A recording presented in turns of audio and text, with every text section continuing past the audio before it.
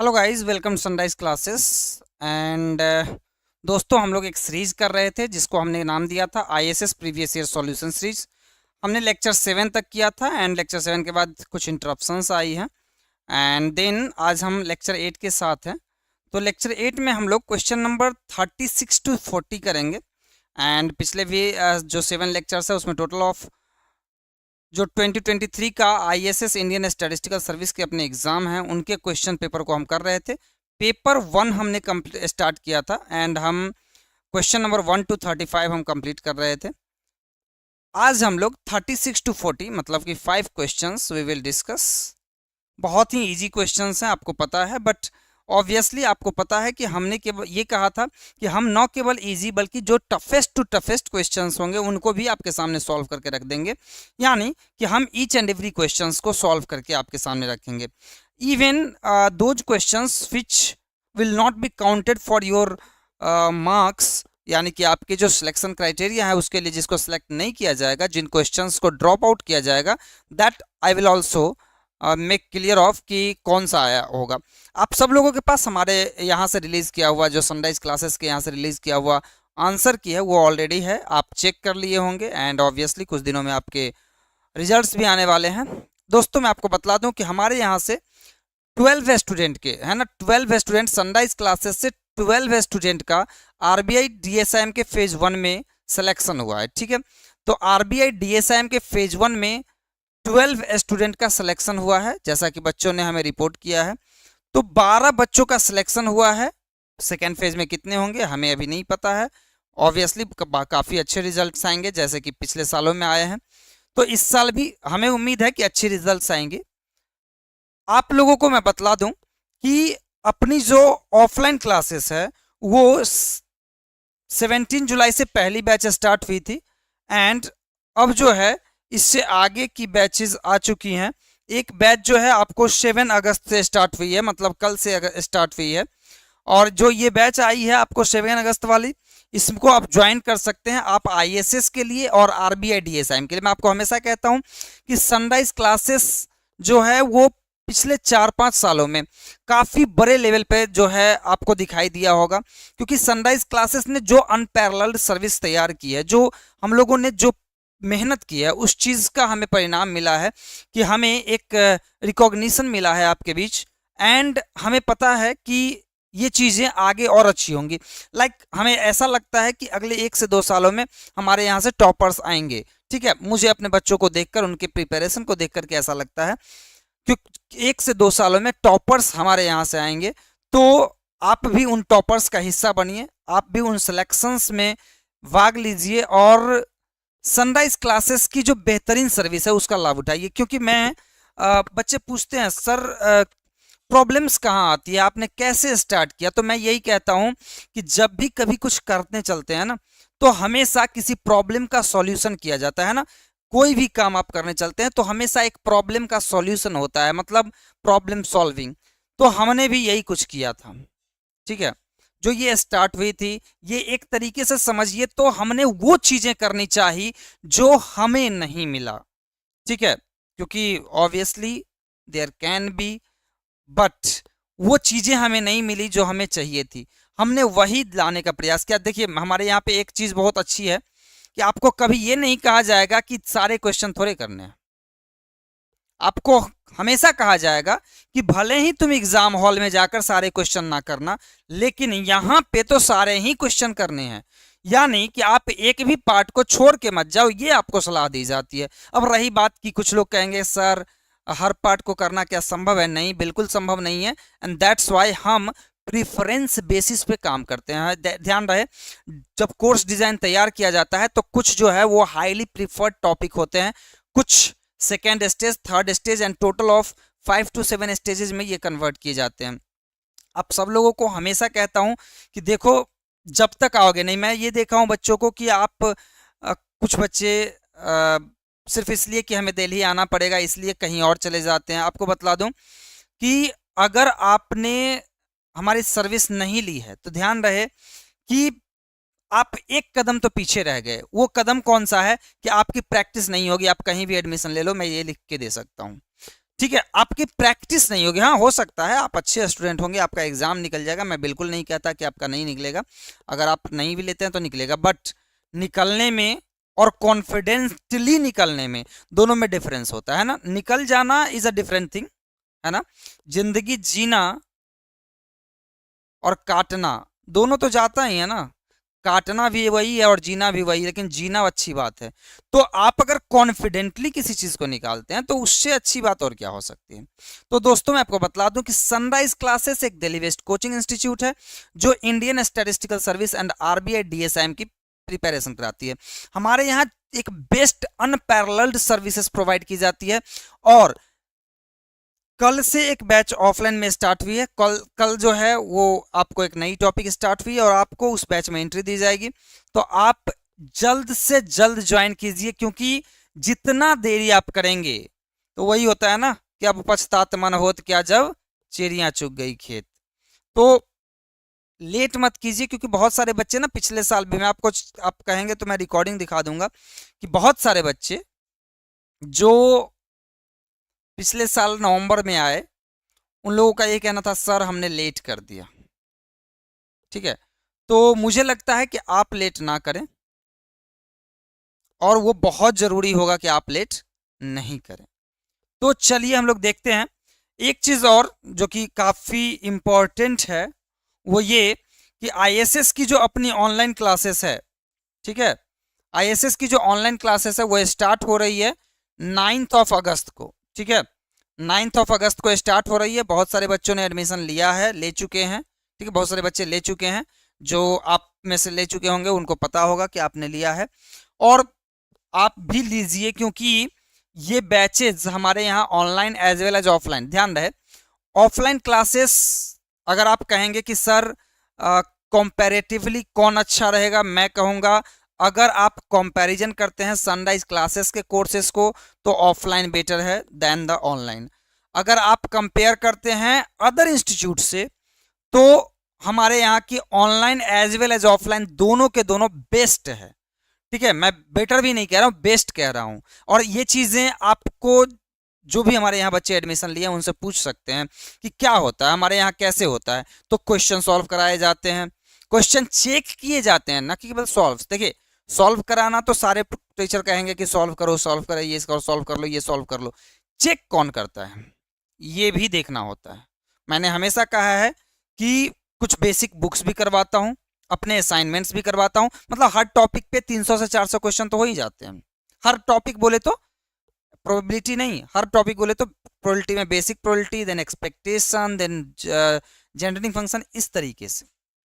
तो आप लोग जो है ज्वाइन कीजिए, जल्द से जल्द ज्वाइन कीजिए, क्योंकि टाइम आगे जा रहा है, और जितना लेट वाले बैच में आप जाएंगे ना उतना बैच का टाइमिंग कॉन्ट्रैक्ट होगा। अभी टाइमिंग आपको ज़्यादा मिलती होगी तो प्रैक्टिस ज़्यादा होगी।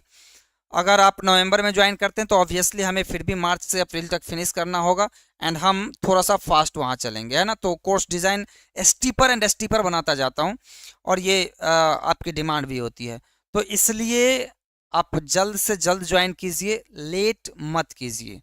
ठीक है, चलिए देखते हैं आज का क्वेश्चन। तो आज के इस क्वेश्चन में क्या क्या क्वेश्चंस हैं वो जरा सा देखें।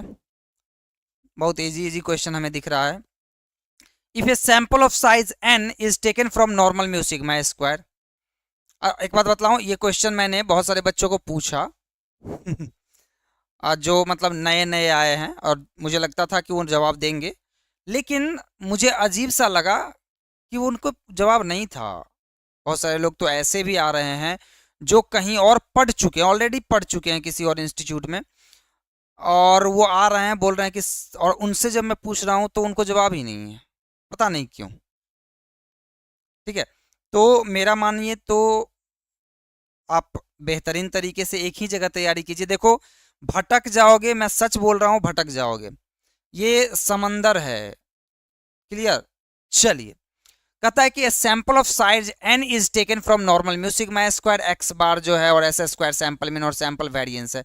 अब सवाल है ना, ये एस स्क्वायर, आपको कंफ्यूजन यहाँ पे क्या है कि इसने क्या कहा है कि chi square with n minus 1 degree of freedom, chi square with n degree of freedom, and student T with n-1 student T. तो आपको एक चीज़ तो दिख रहा होगा कि ये स्टूडेंट टी तो नहीं है, ठीक है, ये तो आपको ऑटोमेटिकली दिख जाएगा क्योंकि एस स्क्वायर का डिस्ट्रीब्यूशन स्टूडेंट टी नहीं बल्कि काई स्क्वायर ही होता है।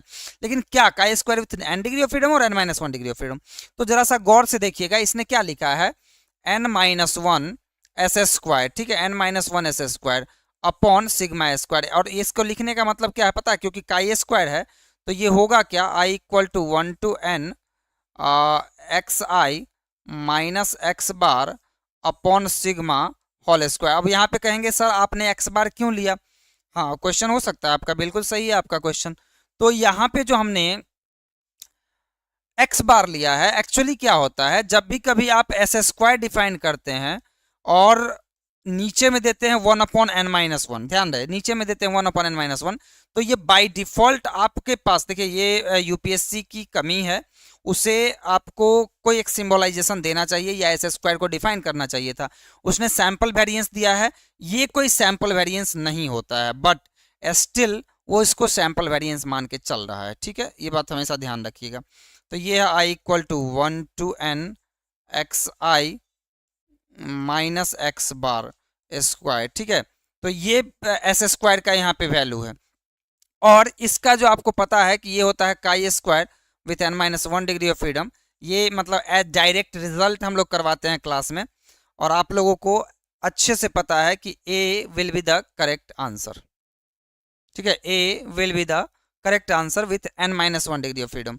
इन सब क्वेश्चंस पे बहुत फोकस नहीं करना है, ये वो क्वेश्चंस हैं जो मैंने आपको कहता हूँ ना कि एक नज़र देख लेना 80 क्वेश्चन, और जो क्वेश्चन ना फर्स्ट नज़र में कहते हैं ना कि रामे राम, तो वही मतलब जय माता दी का जो सीन होता है, देखा है ना आप लोगों ने, स्टूडेंट ऑफ द ईयर, जय माता दी ए, जय माता दी बी, जय माता दी सी, वो वाला क्वेश्चन है, आप कर लेंगे, ठीक है। नेक्स्ट क्वेश्चन देखते हैं। नेक्स्ट क्वेश्चन बड़ा मजेदार क्वेश्चन, और ये बताऊं ये क्वेश्चन बहुत सारे बच्चे फंस गए हैं, लेकिन ये क्वेश्चन इतना इजी है, इतना इजी है, इतना इजी है कि कह नहीं सकते।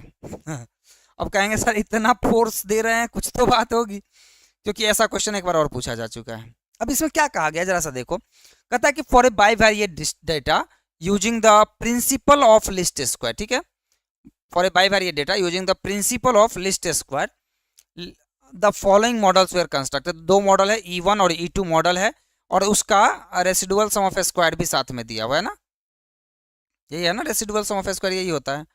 तो रेसिडुअल सम ऑफ स्क्वायर दिया हुआ है, पूछ रहा है कि what is the estimated value of y for x equal to 6। अच्छा एक बात बतलाओ, एस्टिमेट क्या लोगे? एस्टिमेट जो आप ब्लू निकालते हो, बेस्ट लीनियर निकालते हो या कुछ भी, एस्टिमेट वो होता है जिसका residual sum of square minimum होता है। इन दोनों में कौन सा छोटा रेसिडुअल सम ऑफ स्क्वायर है? मिनिमम, मतलब मिनिमम कौन सा है? 13.36। तो ये वाला हमारा मॉडल होगा, E2 से मॉडल होगा। तो देखो कितना आसान क्वेश्चन है, y इक्वल टू क्या दिया हुआ है, माइनस एक्स स्क्वायर, ठीक है, प्लस 8x प्लस 2, x का वैल्यू 6 डालो, माइनस 36 प्लस 48 प्लस 2, कितना होगा आंसर? 14 answer, that's it. अब आप लोग अभी ना कंफ्यूज हो रहे होंगे कि क्या किया सर ने। अरे भैया मैंने कुछ नहीं किया, मैंने रेसिडुअल सम ऑफ स्क्वायर देखा, रेसिडुअल सम ऑफ स्क्वायर दोनों का दिया हुआ है, एंड जिसका रेसिडुअल सम ऑफ स्क्वायर छोटा होगा उसी मॉडल को हम एस्टिमेट करेंगे, वही हमारा बेस्ट मॉडल होगा, by which we will estimate the value of y for the given value of x। That's what I have done here. Clear? Getting my point? Okay, so ये आपका 37 था, बहुत ही इजी, मतलब easy से भी easy, लेकिन बहुत सारे बच्चों ने इस क्वेश्चन को नहीं किया होगा, तो आप जरूर कीजिएगा। अब ये क्वेश्चन अगर आप बनाना पड़े तो फिर लानत है स्टैटिस्टिक्स पढ़ने पर, अगर ये क्वेश्चन बनाना पड़े। और मुझे पता है बहुत सारे बच्चों ने गलती किया होगा, क्योंकि टी डिस्ट्रीब्यूशन भी दिया हुआ है। कहता है कि लेट x1 x2 xn जो है वो रैंडम सैंपल है from normal, random sample from normal population, mean है mu naught and variance sigma square. X bar जो है सैंपल मीन है, तो x bar minus mu naught sigma by root n क्या होगा? एक्स बार जो है अपना फॉलो करता है, let me delete it, x bar जो है अपना वो फॉलो करता है normal with mean mu naught and variance sigma square upon n. तो x bar minus mu naught upon sigma by root n, this will follow normal 0,1। अब कोई बच्चा ना इसमें तुरंत टी लगा देगा और गलती हो जाएगी। क्यों टी लगाएगा? टी तब लगता जब सिग्मा की वैल्यू अननोन होती, सिग्मा नोन है, ठीक है, सिग्मा दिया हुआ है, तो हमें ज़रूरत ही नहीं है। Option A is the correct option. Getting my point? तो ये आपका क्वेश्चन नंबर 38 हो गया। बहुत ही छोटा सा सेशन होगा, बट जो भी सेशन होगा बहुत ही अच्छा होगा। मैं आपको बतला देता हूँ कि सनराइज क्लासेस एक दिल्ली वेस्ट कोचिंग इंस्टीट्यूट है, 9 अगस्त से, ठीक है, याद रहे, दिन याद कर लीजिए, कल से 9 अगस्त यानी कल से ऑनलाइन की एक बैच स्टार्ट हो रही है, तो आप ज्वाइन कर लीजिए। बहुत सारे बच्चों ने ज्वाइन किया है, आप भी इस बैच को ज्वाइन कीजिए। एंड आपके ज्वाइन करने के बाद ये बैच जो है वो रनिंग में है, ध्यान रहे, बहुत ही बेहतरीन तरीके से एक कोर्स डिजाइन के थ्रू आपको पढ़ाया जाएगा, आपके हर डाउट सॉल्व किए जाएंगे, लाइव मेंटरशिप फैसिलिटी दी जाएगी, डाउट एक्सपर्ट फैसिलिटी दी जाएगी। ये सारी चीज़ें मुझे नहीं लगता कि कहीं मिलती है, और मैं लिख के देता हूँ चीज़ों को, ठीक है, कहीं से भी आप लिख के लीजिए और पूरी तरीके से वो पूरी करवाइए जो चीज़ें आप डिमांड करते हैं, जो आपको कहा जा रहा है। हम अनपैरेलल्ड सर्विस देते हैं, इस बात की गारंटी हम देते हैं, ठीक है। हम ये भी कहते हैं कि अगर आपने मेहनत किया तो, मैंने कहा ना, अभी अभी रिजल्ट आया है ना आरबीआई डीएसआईएम फेज 1 का, 12 स्टूडेंट, मुझे बहुत खुशी है, मैं सबको धन्यवाद भी करता हूं, और मैं हमेशा कहता हूं कि ये मेहनत हमारे बच्चों की है, हमारे स्टूडेंट्स की है, जो दिन रात मेहनत करते हैं। वो हमसे भी करवाते हैं, हमारे डाउट एक्सपर्ट से भी मेहनत कराते हैं, बट वो हमसे ज़्यादा मेहनत करते हैं। तो मैं हमेशा कहता हूँ, मुझे खुशी होती है कि हमारे स्टूडेंट ने, 12 स्टूडेंट ने आरबीआई डीएसएम का फेज 1 क्लियर किया है, ठीक है, एक दो और होंगे जो अनरिपोर्टेड होंगे, ठीक है। चलिए नेक्स्ट क्वेश्चन क्या कहता है वो जरा सा देखिए। कहता है कि एक्स वाई फॉलो करता है बाई वेरिएट नॉर्मल 0,0,1,1 रो। देखो ऐसे अगर मैं लिखना चाहूं तो इस केस में लिख सकता हूं कि एफ एक्स वाई का वैल्यू क्या होगा, बट हमें ज़रूरत नहीं है, बिकॉज मैं अपने क्लास में बच्चों को एक रिजल्ट बतलाता हूं। दो इस 39 नंबर क्वेश्चन में रिजल्ट की जरूरत नहीं है, बट एक और क्वेश्चन इसके साथ पूछा गया है, ये है 40 नंबर क्वेश्चन। इसका एमजीएफ निकालना है, जो कि बहुत ही ईजी है अगर आपने हमारी क्लास की है तो। इसका मैं प्रूफ भी दे सकता हूं, बट आप अगर कहेंगे तो मैं प्रूफ दूंगा, नहीं तो मैंने अपने बच्चों को क्लास में ये क्वेश्चन करवाया हुआ है और डायरेक्टली ये मैच हुआ है क्वेश्चन। ये क्वेश्चन तो खैर इजी है। तो बाई वेरिएट नॉर्मल है 0,0,1,1 रो। अब कोवेरिएंस निकालना है, तो कोवेरिएंस ऑफ अगर मैं निकालूं y माइनस रो एक्स और कॉमा एक्स, तो ये हो जाएगा covariance of y comma x minus rho variance of covariance of x comma x, जिसको हम कहेंगे वेरिएंस ऑफ एक्स। तो ये हो गया covariance of y comma x का वैल्यू हो जाएगा रो, एंड माइनस इसका covariance of x comma x का वैल्यू हो जाएगा 1, यानी वेरिएंस ऑफ एक्स, तो वेरिएंस ऑफ एक्स दिया हुआ है 1 minus row, the value will be 0। Option A is the correct option, ठीक है। देखिए ये बहुत ही इजी क्वेश्चंस हैं, बट हाँ जो आगे के क्वेश्चंस आने वाले हैं वो थोड़े से टफ होंगे, और वो भी मैं करूँगा। पीछे भी बहुत सारे टफ क्वेश्चन भी मैंने किए, इजी क्वेश्चंस भी किए। इस साल का पेपर बहुत ही ईजी था। नेक्स्ट क्वेश्चन जो है वो देख, उसके बारे में बतला देता हूँ। जो हमने रिजल्ट बतलाया था क्लास में वो मैं एक बार फिर से लिख देता हूँ। हमने बतलाया था कि अगर एक्स वाई फॉलो करता है बाई वेरिएट नॉर्मल, ठीक है, BVN bivariate normal 0,0,1,1 same था rho, then Q equal to x square minus 2 rho x y plus y square upon 1 minus rho square will follow chi square 2 degree of freedom, ठीक है। हमने ये पढ़ाया था बच्चों को, एंड इसमें हमने ये भी पढ़ाया था कि then M Q T equal to हो जाता है 1 minus 2t to the power -1, ठीक है। ये हमने बच्चों को पढ़ाया है क्लास में। अब सवाल है कि सर हमारे में तो ये है ही नहीं, तो क्या करते हैं हम लोग, एक फॉर्मूला जानते हैं कि M C X T equal to होता है एम एक्स सी टी, है ना। सी इज अ कांस्टेंट, ये वाला हमने फॉर्मूला पढ़ा हुआ है। बस सी की जगह पे एक्स की जगह पे क्यू होगा और सी की जगह पे 1 माइनस रो स्क्वायर होगा। बातें समझ में आ गई। तो हम यहाँ पे लिख रहे हैं m एक्स स्क्वायर, या ऐसे कर सकते हैं, मैं थोड़ा सा आपको लिख देता हूँ, आपको समझ में इजीली आ जाएगा। m c की जगह पे लिखता हूँ 1 minus rho square and q and t, लिख सकता हूँ ना। 1 minus rho square into Q बराबर यही हो जाएगा जो वहाँ दिया हुआ है, and this will be equal to m q and 1 minus rho square t। तो जहाँ पे t होता था इसमें, वहाँ पे 1 माइनस रो स्क्वायर आ जाएगा, 1 minus rho square into T हो जाएगा, तो हो जाएगा 1 minus 2 1 minus rho square into T and whole to the power -1। जरा सा ब्रेक करते हैं, कर दूं ब्रेक? चलिए ऊपर ब्रेक करता हूँ, यहाँ लिख देता हूँ, ठीक है, आपको पता चल जाएगा कौन सा है। -1 तो -1 है, देखते हैं चारों में -1 है, हो जाएगा 1 minus 2t plus 2 rho square T to the power -1, and the option C is the correct option. देखिए फोर्थ वाले में 2 रो टी है इसलिए गड़बड़ हो गया, 2 रो स्क्वायर टी होगा, C is the correct option, that's it. तो ये 5 क्वेश्चंस थे, हम 5 क्वेश्चंस ऑन डेली बेसिस करेंगे, कभी कभी 5 से ज़्यादा भी कर दूंगा, कम नहीं करूंगा, घबराओ नहीं। तो आज के लिए इतना ही, मिलते हैं नेक्स्ट क्लास में। लेकिन एक बात ध्यान रखिएगा, कल से एक बैच स्टार्ट हो रही है इंडियन स्टैटिस्टिकल सर्विस की और आरबीआई डीएसआईएम की, दोनों की हो रही है ऑनलाइन के माध्यम से। एक बैच कल स्टार्ट हुई है ऑफलाइन में, जो Indian statistical service and RBI DSIM के लिए। जो भी लोग दिल्ली आ रहे हैं या दिल्ली के आसपास के एरिया में रहते हैं या इंडिया के किसी भी कोने में रहते हैं, आपके लिए अपने इंडिया के कैपिटल दिल्ली में मुखर्जी नगर में, जहाँ पे यूपीएससी का खजाना माना जाता है, यूपीएससी का घर माना जाता है, उस जगह पे आपको एक अच्छे इन्वायरमेंट के साथ पढ़ाया जाता है। तो आप आइए और ज्वाइन कीजिए। एंड मुझे लगता है कि प्लीज़ कुछ भी करना मत ज्वाइन करना, कोई बात नहीं, भटकना मत कहीं प्लीज़, क्योंकि क्या होता है ना, बहुत सारे बच्चे डिसाइड नहीं कर पाते। तो हमारे जो काउंसलर हैं उनसे आप बात कीजिए, वो काफ़ी अच्छा आपको समझाते हैं, और आप लोग ज्वाइन कीजिए।